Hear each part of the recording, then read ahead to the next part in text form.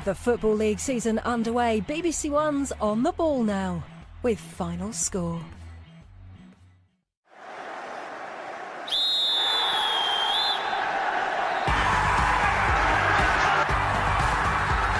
Reading 2, Bournemouth 0, Shrewsbury 0. He was one of the heroes of the afternoon.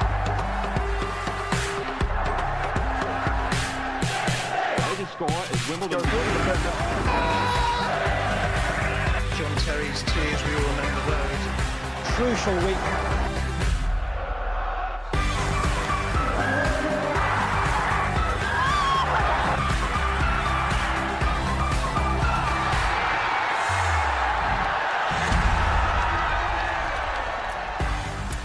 Hello, good afternoon. We may be halfway through an Ashes series, but football is back, Final Score is back, and some familiar faces are also back.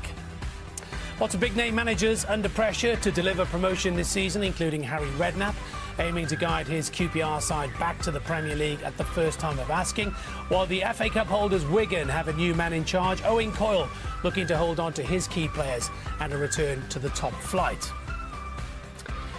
So today we have the best of the action from the Football League and Scottish Premiership, with the Premier League still a fortnight away. Kevin Kilbane and Steve Claridge, they've done their pre-season training, I think it's fair to say. They're in fine shape, look at them, ahead of the next 10 months. You'll get their thoughts on today's matches shortly. So every Saturday here on Final Score, we'll bring you all the goals, the incidents and big talking points as they happen, plus a full check on all the results at 5 o'clock. But first, let's get the very latest scores in the Championship. Lots of goals around today on the opening day. Burnley 1, Bolton 1 was the lunchtime kick-off. Darren Pratley's sweet first-half strike earned a draw for Bolton at local rivals Burnley. It's AFC Bournemouth 1, Charlton Athletic 1. It's Wigan Athletic 2, Barnsley 0. Wigan's goals coming from Ben Watson, the man whose header won them the FA Cup in May, and debutant Grant Holt. So it looks like a winning start for manager Owen Coyle. Troy Deeney scored 19 league goals for playoff finalist Watford last season. He's off the mark for the new campaign, the only goal of the game so far at St Andrews. It's Doncaster Rovers 1, Blackpool 1, Leeds United 1, Brighton and Hove Albion 1. Ross McCormack equalised for the home side after Jose Ulloa scored for the visitors.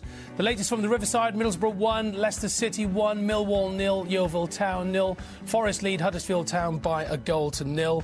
And as you can see there, Queen's Park Rangers 2, Sheffield Wednesday 1.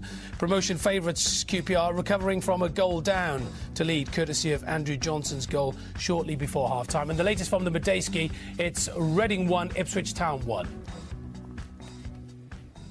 So a very good afternoon then to Kevin Kilbane and Steve Claridge. Great to see you. Steve, first of all, what are you expecting from the Football League this season?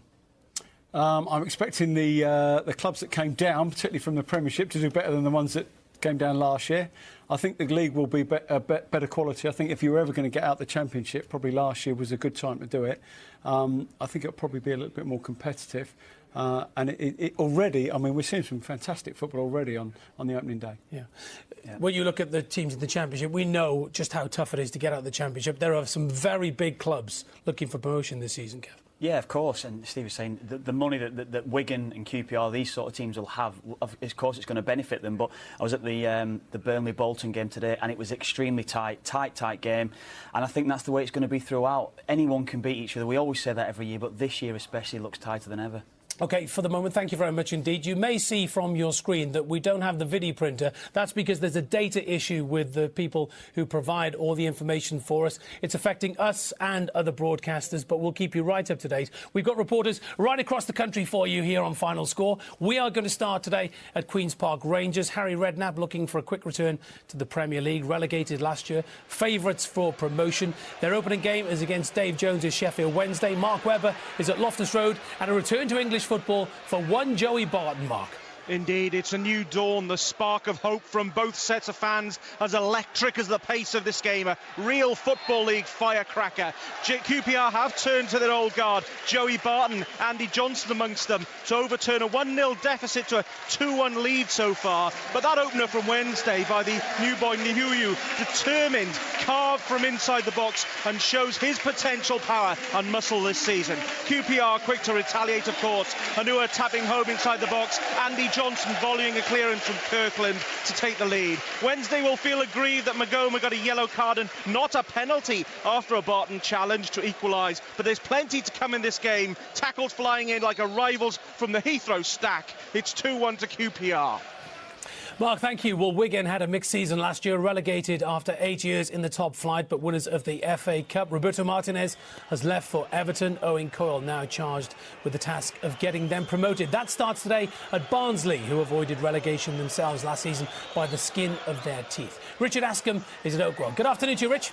Afternoon, Jason. Yes, Wigan, who will play at least 55 matches this season because of their Europa League commitments, have really played like a team still packed with Premier League quality today. In particular, the muscular presence of Grant Holt up front. He scored the second Latics goal on his debut for Wigan, the ex-Norwich man, just poaching in the box. This after Ben Watson had broken the deadlock for the Latics, striking in from the edge of the area. Barnsley, with the bulk of the players who kept them up last season still here, have really struggled to cope with the likes of McCarthy and Maloney. And to make matters worse for them, Dale Jennings was sent off a few minutes ago, just moments after coming on as a substitute. They have had the odd chance, Barnsley, but in truth, it could be 4 or 5 to Wigan. Well, Watford were the highest placed team in the Championship last season not to get promoted. Gianfranco Zola's side finished third after being in the frame for most of the year. This summer they've made the majority of their controversial loan signings permanent. In fact, 14 arrivals in pre-season. They start at Birmingham City, where Ivan Gaskell is watching. Happy new season to you, Mr. Gaskell. And to you. Welcome to it.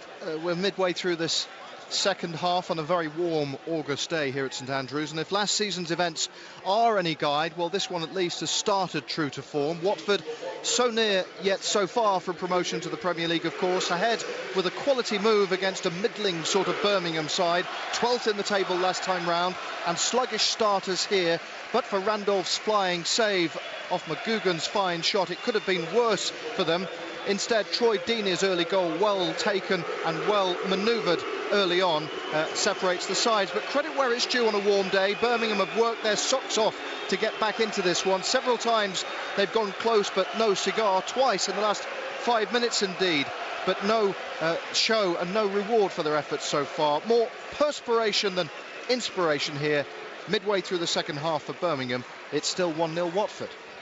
What's fascinating about the Championship this season, there's a number of managers who have a great track record of getting teams out of the league into the Premier League, including Nigel Adkins and Mick McCarthy. Adkins took over at Reading last season after his sacking from Southampton, while Mick McCarthy pulled Ipswich Town away from relegation after what was a shocking start to the season. Tony Husband is watching these two go head-to-head, and Tony, you have a goal. Yes, and Reading have turned this round. Nigel Adkins will be considerably happier now than he was in the first half. It's 2-1. Danny Guthrie, who was a real bit-part player, really, didn't settle at Reading last season in the Premier League. He scored from 25 yards, right-footed, seemed to take some kind of deflection on the way because Scott Loach just couldn't deal with it at all, went straight through him almost. So that's turned the game round. Earlier, Jay Tabb, one of Mick McCarthy's 10 summer signings, had given Ipswich the lead. Following up after his first effort was blocked well by Alex McCarthy. An equaliser for Reading just before the interval, and that calmed their nerves because up till that point they've been a little bit scrappy. Adam Lafondra is claiming that one, may well go down as an own goal as 3 players went for the ball at the back post. In the second half it's opened up. McGoldrick's gone close a couple of times for Ipswich, and then we've had that goal from Guthrie. So 15 minutes to play, Reading lead. Thank you. It was a messy separation this summer between Brighton and Gus Poyet. Oscar Garcia has been brought in to better last season's 4th place and heartbreaking playoff semi-final defeat. They take on Leeds at Elland Road today, and Harry Gratian, no, wait for it, Harry Gratian MBE has been watching. Many congratulations to you, Harry. Jason, very kind of you, thank you. Now the side fluent in this one, but Brighton's early goal from Leonardo Ojoa was just the start they needed. Kenny beaten from 12 yards, and he has had an excellent game in this match. Leeds equalised minutes later. Tong did well, but McCormack's finish was excellent. Chances at a premium after this. Hunt and Varney were close for Leeds towards the end of the first half, but a great double Paddy Kenny save kept Leeds level. 33,000 people here. We're still looking for a goal. 15 minutes left, 1-1. Thank you, Harry. Many expect Nottingham Forest to be among the genuine contenders for promotion this time around after a year of turmoil. Billy Davies hasn't exactly been splashing the cash this summer, but Jamie Mackey joined this week in a £1 million deal. He's going to be expected to score plenty of goals. Today they take on Huddersfield. Stuart Pike is at the City Ground. Well, we're not seeing too much of Mackie so far, but the one goal, 52 minutes, Henry Lansbury with a tap-in after terrific work from the Forest captain, Chris Cohen, with a cross from the left-hand side. Huddersfield, to be fair, have created the better chances before that, and Forest indebted to Carl Darlow for a brilliant save to keep out Vaughan, and Vaughan has also seen a header flash wide of the post. Forest, for the main part, have been disappointing, I have to say, but they have the goal. Forest lead 1-0.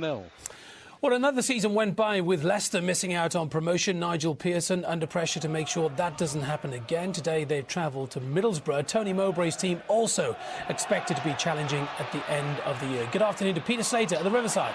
Afternoon, Jason. May I be the first to suggest this has been a game of two halves. First half belonged to Middlesbrough, far more of the play. Goal up in the 35th minute, Carayol's cross. Sean St Ledger under pressure from Lukas Jutkiewicz screwed the ball into his own net. They deserved the lead. Leicester's problems compounded by an injury to defender Zach Whitbread, who was stretchered off with what looked like a neck injury. Liam Moore came on, but the second half has belonged to Leicester City. On the hour, they equalised. Danny Drinkwater's shot from the edge of the box, thundering into the net. Then 7 minutes later, David Nugent, on as a substitute for Chris Wood, put Jamie Vardy through. He finished in style, almost to a smile from Nigel Pearson. 2-1 Leicester lead. Well, Doncaster Rovers are back into the Championship as League One winners. Today they face Blackpool, hoping their father and son routine might work out for them this season. Damien Johnson is at the Keep Mode. Damien, good afternoon. Hi Jason, yeah, it remains a family affair for the moment at Blackpool. 1-1 this, entertaining game in the sunshine at the Keep Moat. Blackpool led through debutant Stephen Davis, poaching a close-range effort after Rovers keeper Ross Turnbull had parried 2 efforts. Turnbull now sporting a head bandage after being injured in the process. Rovers played the better stuff thereafter, attacking with pace and purpose, and with 5 of their new arrivals on show, 98 days after that epic promotion victory at Brentford. They got their just desserts when skipper Rob Jones powered a header past Matt Gilks, and that's the way it remains, all square. Well, 2 weekends ago, Bournemouth welcomed Ronaldo and Real Madrid to the Gold Sands. Today, it's Charlton. The latest from Steve May. Well, it must have had a positive effect, Jason. I can tell you, because Bournemouth are leading here by 2-1. It's been certainly a good first half of the Championship's new boys. They were first to everything. Lewis Graben's headed goal 5 yards out from Arta's cross put them ahead, but Arta's 30-yard drive took a dip and nearly beat Hamer for a second. And Graben himself might well have found a better angle for his second after being teed up by Daniel's great run. We didn't see too much of Charlton's new boy Marvin Sordell in the first half, but for an early header. And in fact, in the second half, he was substituted. But Charlton equalised at the start of the second half. Jan Cormigant, great athleticism of managing to send in a cracking left-foot shot after we thought the ball had gone behind him. He, in fact, scored the winner the last time these two sides met in League One 16 months ago. And then a few moments after that, the goal that at the moment separates these two sides, a 20-yard drive from Lewis Graben. Brilliant goal, second goal of the match. In fact, he's not scored since February, so he's having a pretty good game here today. But we've got about 10 minutes left here, and Bournemouth lead by 2-1. And if you're looking for great football stories, how about this one? 10 years since joining the Football League, Yeovil are just one promotion away from the Premier League. Now, the chances of that happening might be slim, but they have a shot at it. They opened their first ever campaign in the Championship against Millwall, who after Kenny Jackett left for Wolves are now managed by Steve Lomas. Jackie Oatley is at the New Den. Happy new season to you, Jackie. And happy new season to you, Jason. Good to have you here. It's no goals, by the way, between Millwall and Yeovil, but the side you mentioned have only been around in the Football League for just over a decade, have acquitted themselves fantastically well, and they could well have taken the lead in the first half when Dan Seaborn, a recent signing from Southampton, saw his header saved right on the line by David Ford. And Yeovil had long spells in the first half when they were passing the ball around and Millwall just couldn't get anywhere near them. Extraordinary, bearing in mind their first season at this level, and not too many signings for Yeovil in the summer, but Millwall have had their chances. Morrison with a bullet header early on, fired wide from 12 yards out, and James Henry in the second half has had 2 chances, once firing over with the goal gaping. Millwall much better in the second half. I'd love to know what Steve Lomas said to his players in his first ever half-time team talk. Millwall 0, Yeovil 0. Thank you for your welcome, Jackie. It's good to be here. Let's take you into League One, and it's been a torrid couple of years for Wolves. Back-to-back relegations. Now they look to Kenny Jackett to guide them back into the Championship. He's already stated promotion is the aim. It all starts at Preston. The latest from Steve Wyeth. where it's goalless, but it's been as fiercely contested and entertaining a goalless draw as you're likely to see. It's the type of test Wolves might have to pass on a regular basis if those successive relegations are to be followed by a promotion. 5,000 travelling Wolves fans were in fine voice during a first half in which they dominated, with winger Sacco testing goalkeeper Rudd, Griffiths' excellent fierce volley headed off the line, and Ricketts striking the crossbar from a corner kick. The intent from Wolves has remained after the break, but what chances we have seen in this second half have come Preston's way, with Rose shooting wide and Clark just over from close range. Debutant Kevin Davis has been his predictable nuisance self as the lone front man, and you know what, a point would just about be fair enough. Preston 0, Wolves 0. Back to the Championship, goal at Oakwell, Richard Askham. Yeah, looks as though this is all over, Jason. Leon Barnett has got a third for Wigan Athletic, a terrible scramble in the box. The Barnsley defence got in all sorts of problems, and Leon Barnett just capitalised, managed to poke the ball beyond Luke Steele, and he has given Wigan a 3-goal lead. Well, talking of great footballing stories for Yeovil Town, this is a tragic story at Coventry City. An awful start of the season for them. They start the season on minus 10 points after going into liquidation. Today they're at Crawley Town. Live to Rob Nothman. Yes, Coventry in a right state off the pitch, but on it their young team has shown admirable spirit. Midway through the first half they were 2 down. Jamie Proctor's fine run and 20-yarder, and Joe Walsh's far post header, and as I speak they have just equalised. Callum Wilson scored a goal on the hour mark, and now Frank Musa has equalised for Coventry. The Sky Blue fans behind the goal can hardly contain themselves. They can't believe what they've been watching. For most of the game, they've been calling for the removal of the club's owners. Now they're celebrating an equaliser as their young team have come from 2-0 down. It's 2-2.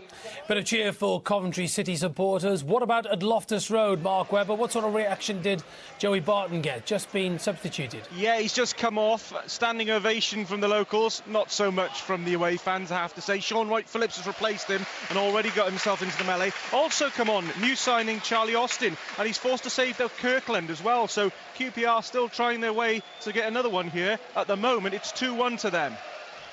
Thank you, Mark. Let's have a little bit of Joey Barton chat then, shall we? Back in May, he tweeted... You boys on Twitter? Yeah, you are, aren't you? He tweeted back in May, I won't be playing in the Championship, and here he is, opening day. He's playing for Queen's Park Rangers. Nothing surprises you when it comes to Joey? No, it doesn't. I mean, you can't really make comments like that, can you? You know, because they come back to bite you further down the line. And I think Joey Barton is a QPR player. He respects the club, I'm sure of that anyway. But in the next few weeks, I'm sure he'll be looking to move away back to the Premier League or even abroad to Europe, because he's a good player, we all know that, but if he stays at QPR, I'm sure he'll do a good job for them. Steve, what do you make of the Joey Barton saga? Well, Harry, you know, that'll be like red rag to a bull with Harry, won't it? Harry won't have anybody telling him what to do. Doesn't matter who it is.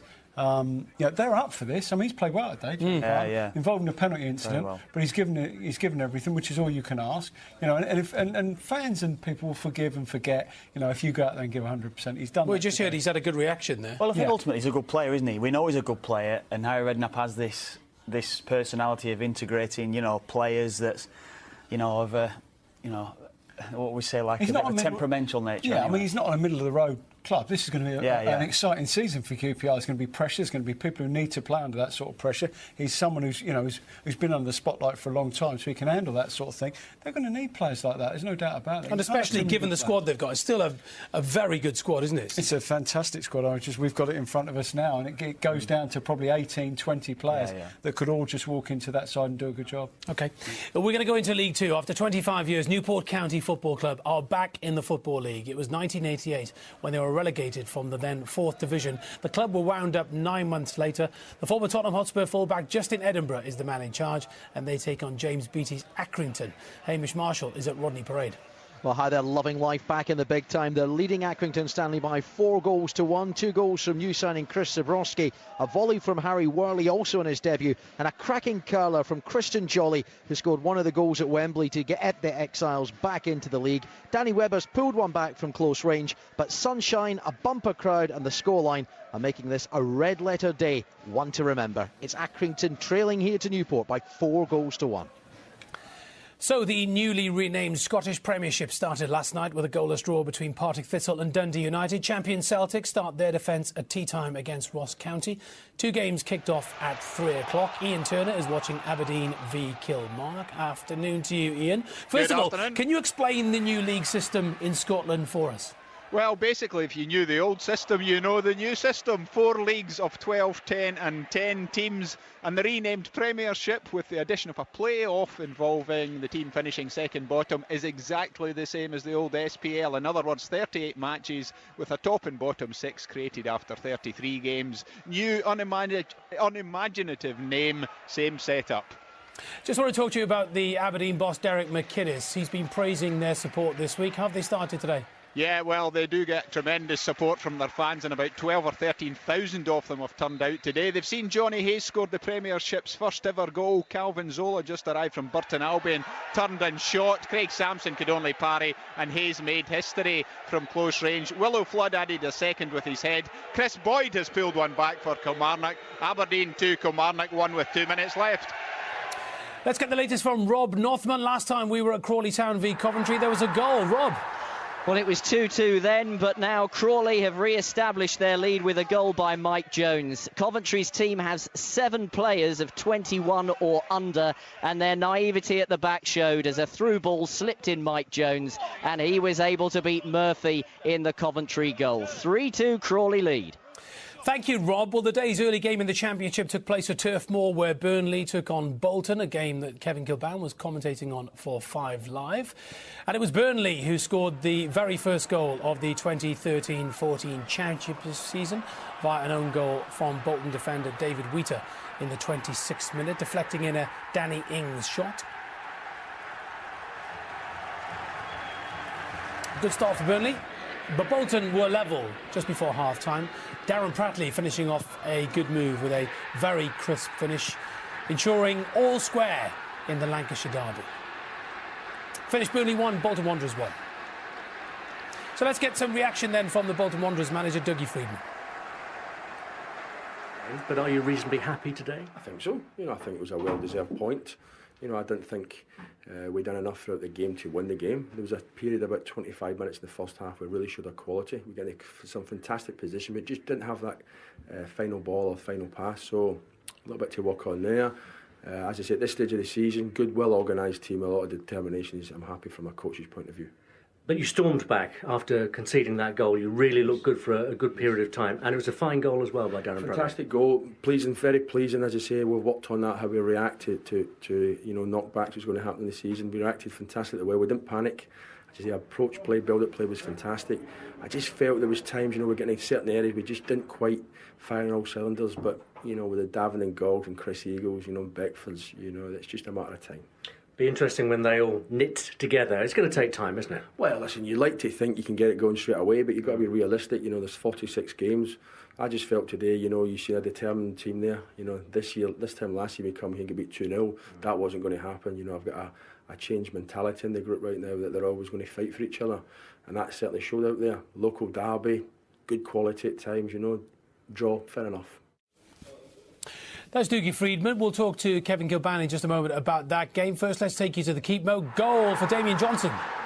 It's gone to Blackpool. It looks like they've nicked it at the death. 3 minutes from time. It was a right-wing corner, swung in from Tom Ince, and there at the back post was Gary McKenzie up from the back to power a header into the Doncaster Rovers net. Earlier, Ince had missed a golden chance after a Quinn mistake, but he fired wide of the post. But it looks like McKenzie's late header has won it for Blackpool.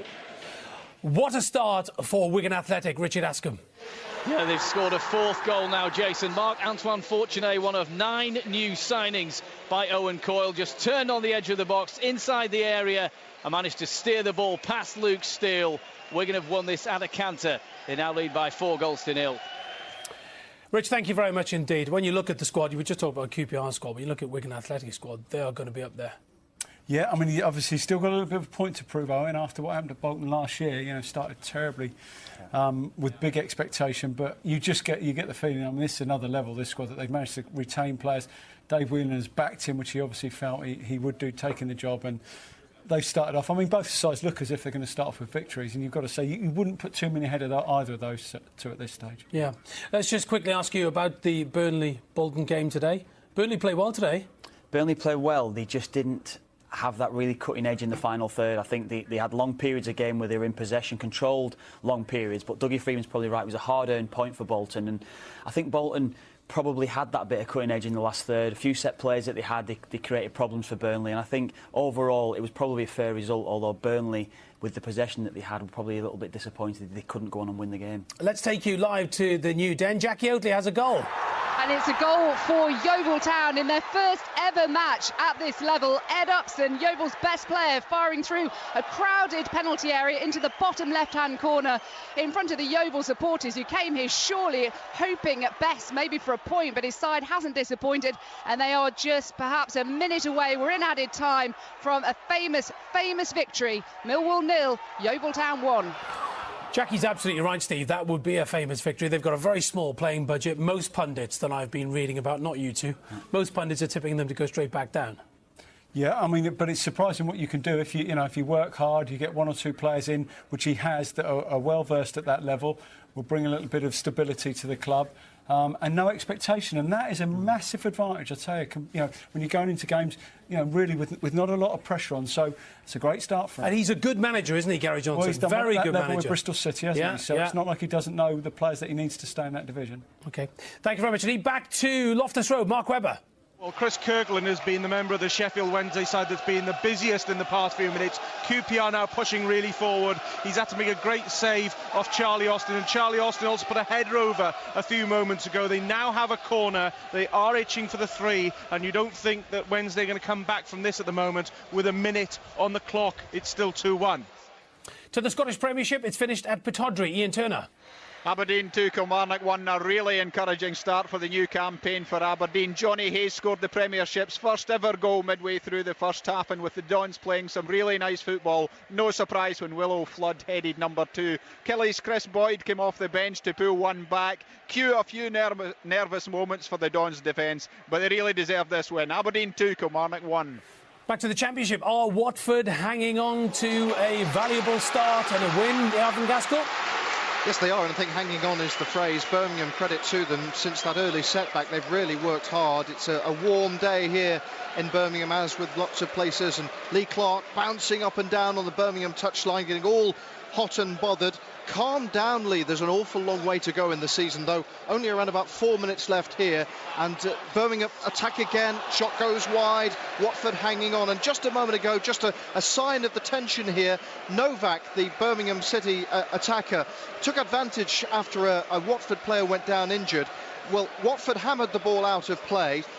Birmingham took the throw in, and Novak then took it on and tried to score against Watford, when really the decent gentlemanly thing to do is to throw the ball back and then knock it back to Watford. They didn't.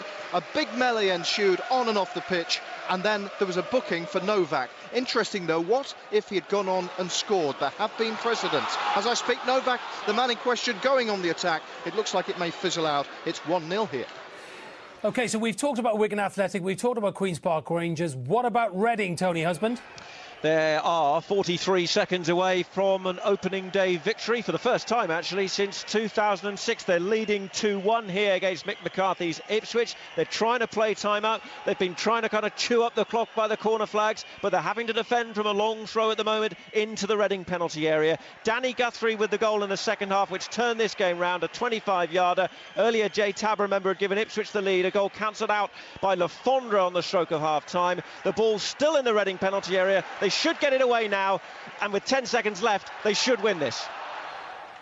Kevin, let's just look at Reading. When you look at their strike force, they got Adam Le Fondre, they've got Nick Blackman, who's a good player in the Championship. You've also got Pavel Pogrebniak. It's a decent strike force, isn't it? Yeah, and they've got Drenthe as well, who they've brought in as well. So, they've got creativity, and they've also got players that can score as well. So, they're going to be strong, we know that, but there's also teams around them that are in the same boat. There's so many teams, probably 15, 16 teams in exactly the same position, who are expecting to go up this year. There's lots of quality in this Championship. That's what's going to make it so exciting this year, Steve. Yeah, I mean, they're slightly different from the other two sides that came down, because they're not going to spend the amounts that the other two have spent, but still, bound to be a tough proposition. There's a big goal at Leeds United. Harry Gratian. A big goal in every way, Jason, because it's been scored by the new signing, Murphy. There's a lot of controversy as far as Brighton are concerned, but he managed to get himself in. I think Brighton still are protesting with the referee, but he has scored. He took it so well. 2-1 to Leeds. And it's finished at Oakwell. Richard Askham. Yes, it's finished Barnsley 0, Wigan 4, Jason, and if this was an early indication of the new Wigan, their promotion credentials are very strong, led by a new muscularity up front in the hulking shape of Grant Holt. The Latics was simply too good today for Barnsley, with McCarthy and MacArthur pulling the strings and Maloney pulling defenders all over the pitch.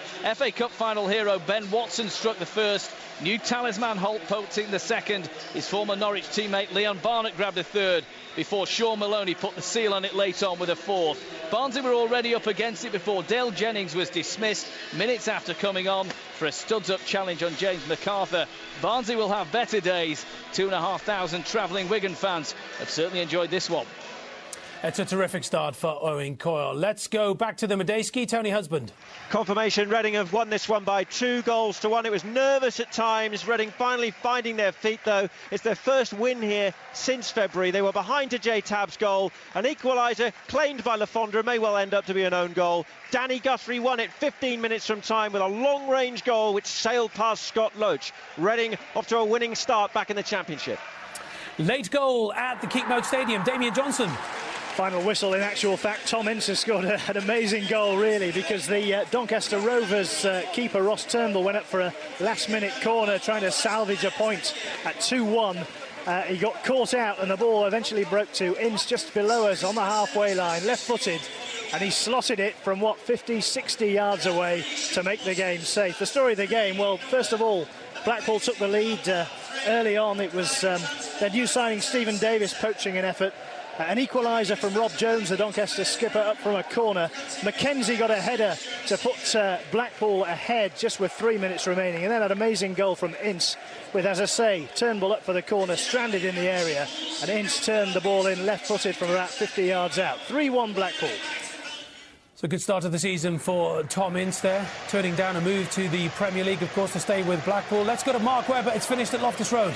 QPR 2, Sheffield Wednesday 1. The spotlight was on Rangers, and despite a bit of early stage fright, they seemed to have passed their Football League audition. But the opening act in a feisty and fast game saw Wednesday star, new signing Niu in the box like an urban fox, sniffing round the bins, found some scraps and tapped home. But QPR got back in the game when Noah was close to a goal. He struck. Andy Johnson got the second. Joey Barton played the Panto baddie again, tackling Magama when he should have really had a penalty to Wednesday. The Owls had points of retaliation, but eventually QPR held on to an opening day win. QPR 2, Sheffield Wednesday 1. Brian McDermott, an excellent manager, took Reading out of the Championship, of course, a few years back. Harry Gratian, great start for Leeds United.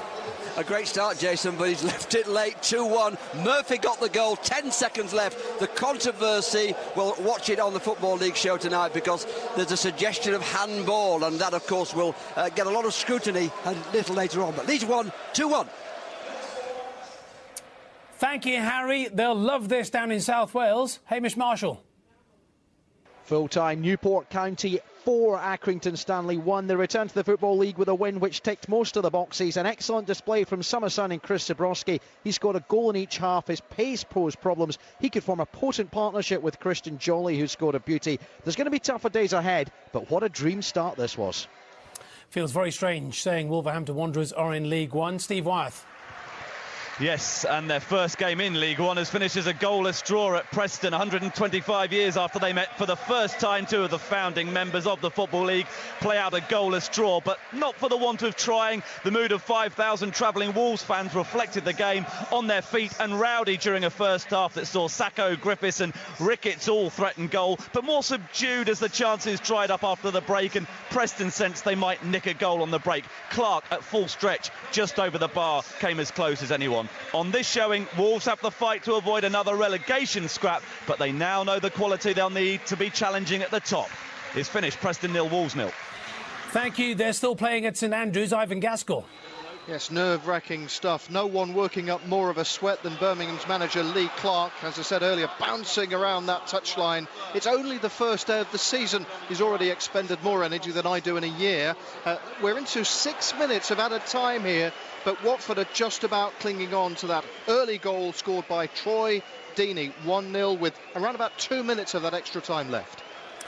Jackie Oatley has perhaps the story of the day at the New Den. Absolutely extraordinary. It's finished Millwall 0, Yeovil Town 1. What a dream start for Yeovil in their first ever match at this level. Ed Upson with the only goal for them 2 minutes from time. He fired through a crowded penalty area into the bottom left-hand corner, and they've been absolutely superb in the first half, outplaying Millwall, who were much improved in the second half, but they just didn't take their chances. Henry had the best of them. Morrison could have equalised, but glanced his header wide at the death, and there were boos at the final whistle greeting Steve Lomas's first match in charge. Millwall 0, Yeovil 1. What a brilliant start then to the championship. Let's go to Steve May at the Gold Stand Stadium. Yes, just finished here, Jason. It's Bournemouth 2, Charlton 1. Great start then for the Championship's new boys. Lewis Grabban, who hadn't scored since February, scored both Bournemouth's goals in either half. The first, an easy header from Arta's cross. The second, a cracking right-footed 25-yard drive, giving Hamer in the Charlton goal no chance. Jan Cormigan, with great athleticism, equalised at the start of the second half. But to add to Charlton's misery, Brad Pritchard received a straight red for a hack on Ryan Fraser towards the end. Bournemouth 2, Charlton 1. Bournemouth joint top of the championship. So back to Ivan Gaskell at St Andrews. It's all over.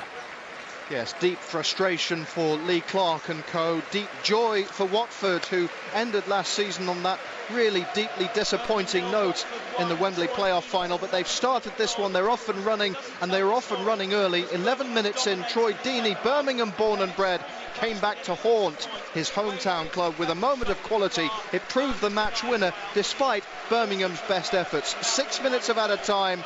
Well, the wait is over, and Watford are off and running, 1-0. And it's all over at the Riverside Stadium. Peter Slater.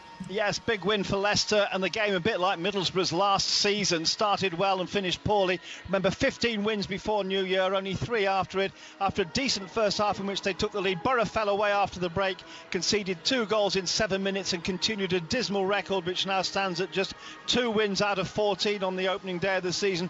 They took the lead in the 35th minute. Carriol's cross deflected into his own net by Sean St Ledger, but Leicester much better in the second half. Danny Drinkwater equalised on the hour, then David Nugent fed Luke Bardi, who cracked home what proved to be the winner. Good afternoon for Nigel Pearson. Leicester have won 2-1. Another manager who knows the championship inside out, Billy Davis, live to Stuart Pike. Yes, Forest were 4th favourites before the big kick-off, and they're off and running. Only just. It wasn't pretty. 1-0. One real chance, and it was converted. Henry Lansbury with a tap-in 7 minutes into the second half after some good work from Forest captain Chris Cohen. But that goal coming just after Carl Darlow had kept Forest in it. A great one-handed save to deny James Vaughan. Forest, well, they will get better, that's for sure. Billy Davis has got some money to spend, and knowing him, he will spend it before the end of August. Forest win 1-0. It's all over at Crawley Town. Rob Nothman. Yes, Crawley have won it 3-2. Heartbreaking for Coventry. 2 down early on through Proctor and Walsh. Their young team refused to buckle. Wilson and then Musa equalised in the second half, only for Mike Jones to slide home a late winner. It was harsh on Coventry. 10 points deducted, part of the club on the verge of liquidation, but the spirit remains strong. Crawley, though, won it 3-2. What a terrific day it's been in the Football League already. You can have your say on the day's action with the return of 606 over on 5 Live from 7:30 tonight. Robbie Savage and Darren Fletcher will be taking your calls. The start of the new season means more commentaries on 5 Live tomorrow. It's Derby County v Blackburn Rovers at 4 o'clock. On Tuesday night, it's the League Cup first round, Exeter City v QPR, plus all the action from 7. So here they are then, the first full check on the football results of the new season. Here's Mike West.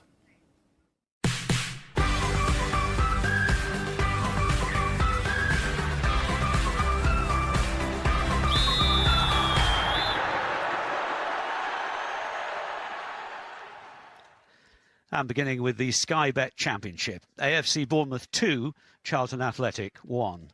Barnsley 0, Wigan Athletic 4. Birmingham City 0, Watford 1. Burnley 1, Bolton Wanderers 1. Doncaster Rovers 1, Blackpool 3. Leeds United 2, Brighton and Hove Albion 1. Middlesbrough 1, Leicester City 2. Millwall 0, Yeovil Town 1.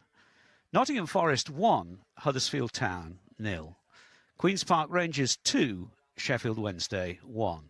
And Reading 2, Ipswich Town 1. The Sky Bet League 1, Bristol City 2, Bradford City 2. Carlisle United 1, Leyton Orient 5. Crawley Town 3, Coventry City 2. Crewe Alexandra 3, Rotherham United 3. Gillingham 0, Colchester United 1. Peterborough United 1, Swindon Town 0. Port Vale 1, Brentford 1. Preston North End 0, Wolverhampton Wanderers 0. Shrewsbury Town 0, Milton Keynes Dons 0. Stevenage 3, Oldham Athletic 4. And Walsall 3, Tranmere Rovers 1. The Sky Bet League 2, Bury 0, Chesterfield 2. Cheltenham Town 2, Burton Albion 3. Exeter City 2, Bristol Rovers 1. Fleetwood Town 3, Dagenham and Redbridge 1. Newport County 4, Accrington Stanley 1. Portsmouth 1, Oxford United 4. Rochdale 3, Hartlepool United 0. Scunthorpe United 2, Mansfield Town 0. Southend United 1, Plymouth Argyle 0. Torquay United 1, AFC Wimbledon 1. Wycombe Wanderers 1, Morecambe 0. And York City 1, Northampton Town 0. Finally, the Clydesdale Bank Scottish Premiership, Aberdeen 2, Kilmarnock 1. Celtic against Ross County, an evening kick-off at 5:15. And Inverness Caledonian Thistle 3, St Mirren 0. Steve Claridge just said to me, tables already? Yeah, let's do the tables. You've got to do the tables. Wigan Athletic fans will be delighted with this. They lead the way as all three of the sides relegated from the Premier League begin the season with a win. Promoted Bournemouth and Yeovil also earned opening day victories. And let's go into League One. Leyton Orient were the biggest winners of the day, putting 5 past Carlisle. They're one of 7 winners in the division on the opening weekend. This is the bottom. Coventry City playing catch-up, having been deducted 10 points by the Football League yesterday after creditors rejected a deal over debts. Into League Two, and Newport County's return to the Football League with an emphatic 4-1 win matched by Oxford United. 11 teams got the full 3 points today.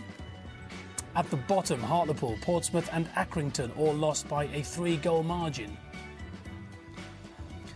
And this is the newly named Scottish Premiership. Only half of the 12 teams have played so far, with champion Celtic hosting Ross County at 5:15. Another 2 games taking place tomorrow. The early pace setters Inverness 3-0 winners over St Mirren.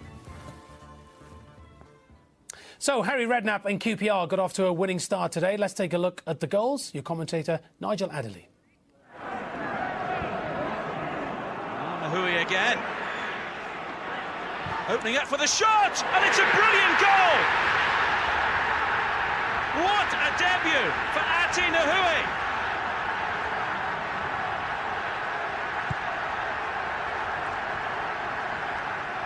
And on a day when Queen's Park Rangers were supposed to re-establish their credentials, it's Sheffield Wednesday who've stunned them. Hoylett, it's a decent ball across, and it's a Noah with the equaliser.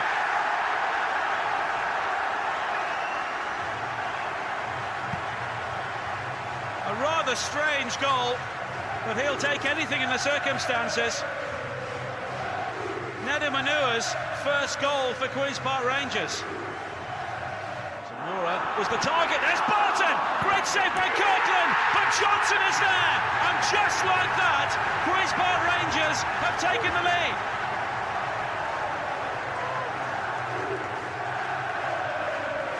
Two goals in 2 minutes, and the game has been transformed.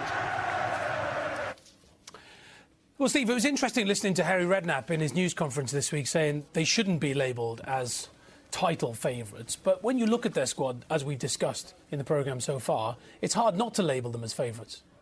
Well, I mean, it's difficult to find another description then, isn't it? You look at their squad, you look at the players they've got, you look at the players that they're buying still. One or two still to go out, but they've already got players in before those others go out. So he's preempted that. They've got a deep squad. As I said, the two teams certainly that stand out for you at this stage with size, stature and playing quality are certainly the two of the sides that have come down at a Premiership, with QPR one of them. Kevin, what did you make of QPR's performance today? I thought Chef Wednesday had a bit of a go against them at times, but you can tell the quality. They were clinical, they finished, they took the chances well. And Steve was saying they've got so much quality throughout that team. So throughout the team squad, if they get injuries, they've got enough players to back up and come into the squad. So they'll be very, very tough to beat this year, especially at home. So despite what Harry says, you're tipping them for the title? No, I don't think they win the league. I think if Wigan can handle being in Europe this year, which I think is going to be tough for them, I think Wigan could be the team. Let's take a look at Wigan's goals today then. It was an easy win really for them at Oakwell. It's a great start, but you know, when you talk about the depth of squad, you look at the players that Wigan have got at their disposal, and as you said earlier, Steve, you know, it's a big opportunity for Owen Coyle given what happened to him at Bolton Wanderers. Absolutely. I mean, we expected much better of the teams that were relegated last year. It didn't happen. I think probably it's going to be a little bit more predictable. The sides coming down this year will certainly have a better time.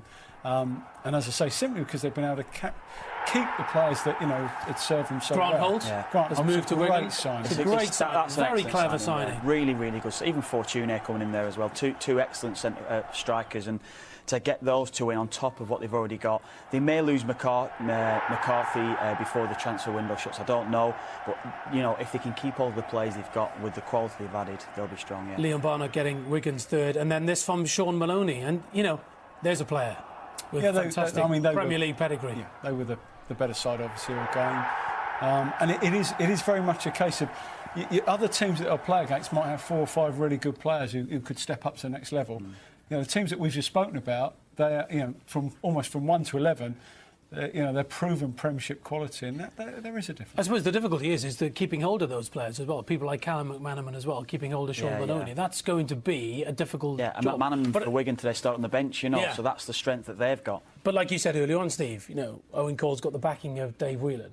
Yeah, I mean, what the 23 million that they both get is it gives them maybe a year, possibly 2, to keep those players. And also players will stay if they know that they've got a chance of getting promoted. They're not going to stay at a mid-table side in the Championship, but if they know they're going to spend 1 year out of the Premiership, you know, it's really to repair the damage that they were part of for the previous season, then any decent character would be OK with that. And both those sides, whoever's at those clubs, will know that they're going to get very close. But also, when you look at the other managers who have got very big clubs who are going to be in that top 6. You look at Nigel Adkins, also got off to a good start today. You've got Billy Davis at Forest, came very close to taking Forest out of the Championship a few seasons ago. Brian McDermott at Leeds. It's going to be very, very tough this year. And they've all had experience of taking teams up as well. That's the thing. All the managers you mentioned there have had that in the past. There's a lot of experienced managers. Even Mick McCarthy, you know, these managers in the league, they know what the league's all about. They know how tough it's going to be.